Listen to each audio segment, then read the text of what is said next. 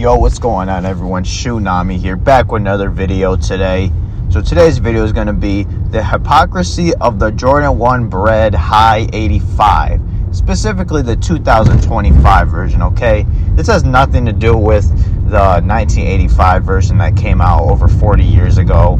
Well, yeah, I guess I'll make it 40 years this year. But anyway, the hypocrisy of the release of the Jordan 1 Bred High 85 this year. Basically, what I'm trying to say here is this shoe, if we all know, was a very limited shoe that came. I wouldn't say super limited, but it was a limited shoe for sure. There was rumored to only be around 10,000 pairs that emerged, and the price point on these shoes was $250, okay? Now, think about that for a moment. $250 for a pair of Jordan 1 Breds, okay? That's fucking insane and should have never happened, all right? But regardless of the price, regardless of how low the stock was, they sold out. And I mean, they sold out. These were not sitting anywhere. These were only sent to certain like boutiques. These were sent to certain stores, and I don't think like any, you know, shoe retailers such as JD Sports or Champs, Finish Line, Foot Locker, any of those stores, Jimmy Jazz. Is that even around anymore, Jimmy Jazz? Didn't they get bought out by Snipes?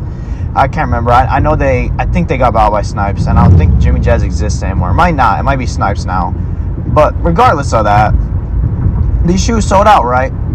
Now, it wasn't always like this, though, because the Jordan 1 Bred High 85, I'm just going to say the 2025 Bred, or the Bred 85 that came out this year, was not always like that, okay? Now, this shoe was rumored to come out, or it might have actually been confirmed last year, if you look at, like, you know, like sneakerfiles.com, or you look at with Z Sneakerhead on not Instagram, on YouTube. I think he has an Instagram too, or, you know, any of those sneaker pages that post leaks and stuff like that.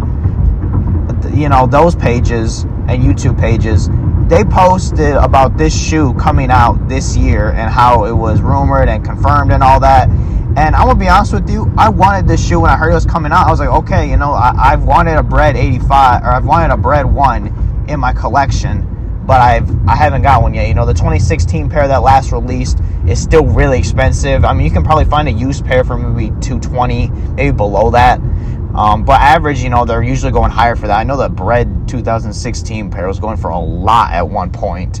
But anyway, the Jordan 1 Bred was rumored to come out this year, and it eventually did come out, right? Now, before they said anything about the stock numbers, before they said anything about the limitivity and all that, they said the price point on the shoe is going to be $250. And what did everyone say when they heard that? They all said, oh yeah, $250, that's fucking great, I love that. No, they didn't say that shit. Of course not. You know what they said? They said, oh, fuck no, I'm not buying this shit. $250 for a pair of Jordan 1 is fucking crazy. I don't care if it's the Jordan 1 cut or the 85 cut. I'm not buying this shit for $250. Jordan 1s should retail at $170 or $180, whatever they usually retail at now.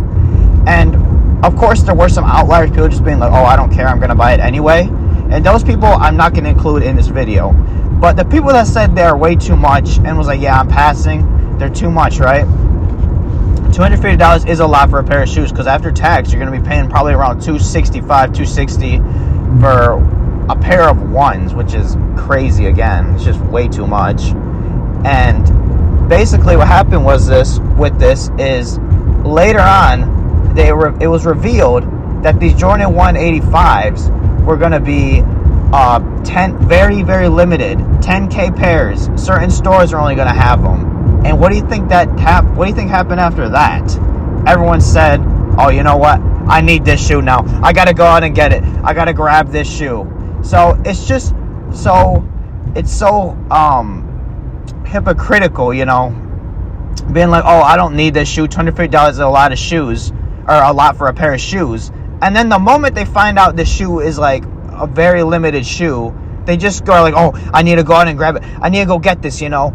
And I know this is more of like a hype beast thing than a sneakerhead thing, But it's just so annoying when this happens, because now you look at people finding these for like $300, $350 online, and people are telling them, they're like, oh, you got a steal on that. It's like, damn, you really got, like, if there was, let's say, 250,000 pairs of these, let's say the price point is a stock number, except with a few extra zeros. Let's say the stock is 250,000 on these, and someone says, oh, I just paid 300 for these. What do you think people would say? Oh, you're stupid. You paid that much for a pair of shoes that was a massive GR? You know? So it's just so funny how the limitivity on a shoe will get someone to just go crazy for it and want to get that shoe, and you know, find ways to, maybe not cope, but find ways to say, oh, you know, getting the shoe for this much was a good deal. Because me seeing like $300 for that, it's like, damn, like, that's still a lot of money for those.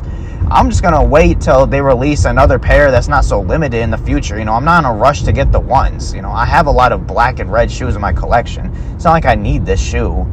I wasn't one of the people that went out and was like, yeah, I need this shoe. You know, did they even drop on sneakers? I don't remember, but I didn't put no footwork to grab these. I was like, you know what, y'all can have them, because I don't need these shoes, and I really didn't. I wasn't gonna go hunting on these shoes and do all this work just to get them, because it's like, I don't need these shoes. If I didn't get them, I wasn't gonna get. Actually, you know what? I forgot. When it was a $250 point price point, I just said, no, I'm not grabbing these, because I standed on that the whole time. Even after I found out they were limited, I was like, yeah, I don't need these still. I really don't. So when I found out they were $250, I'm like, that's just crazy. I do not need these at all. So I never grabbed them. I never tried to grab them, because that $250 price point was crazy. And like I did say, I did want these shoes, you know. I did want them for when I thought they were going to be about $180, $170. You know, hell, I would even pay $200 for these. But $250 is just ridiculous. That was ridiculous. And I think Jordan Brand knew that people were going to buy these out because of the limitivity, and that they knew that price point was very high, but they knew that people were going to buy them out. And I don't even know why it was $250. Like, can someone legitimately explain to me why it was $250? I don't think there was any reason. I can see maybe if they put like the OG materials, like it was very, very nice leather, then I could be like, okay, $250 makes sense. But what was different about it? What was the difference between this Jordan 1 85 and then the Georgetown colorway that came out a couple years ago, or the black and white colorway that was another 85 cut that came out a few years ago as well? Besides the colorway and the stock number, obviously, because I know those other ones had more pairs. What was the difference? Like, what really was the difference? Was there really a difference in quality? Was the quality, like, was the leather a lot nicer? Or was it probably the same shit, which it most likely was the same shit as the other pairs that came out, just different colorway? So it's kind of hypocritical, you know, that they'll won't say, oh, I don't want a shoe, but the moment that, even if the price point is high as shit, $250 for a shoe, and they say, oh, I don't want it because the price is so high and all this, and once they find out it's limited, it's like, limited? Oh gosh, I have to grab it. It's like that meme where I think it's Shaq sleeping, and then it's like, real shit. It's like that. It reminds me of that exactly. Like, it's being like, oh, the Jordan 1's coming out, sleep. Oh, the price $250, sleep. The 10K limited pairs, it's like, real shit, you know, it's like him waking up. I think that's the meme. I can't remember, but that's what it feels like to me. So I just wanted to say that that was just such a funny drop to me, because I knew people were going to switch up the moment that they found out there wasn't going to be many pairs. And the stores did do a pretty good job of promoting these, though, I will admit, like the boutiques and all that. They had like I think they had some big ass like crate or something in front of the store that had like an X on it or something. I can't remember at all. But a lot of boutiques were promoting this shoe, and it was pretty cool. You know, another funny thing about the Jordan 1 Bred, the banned Bred, let's put it that way. I want to say banned right now, because, you know, those weren't actually the shoes I got banned, right? It was actually the Airships.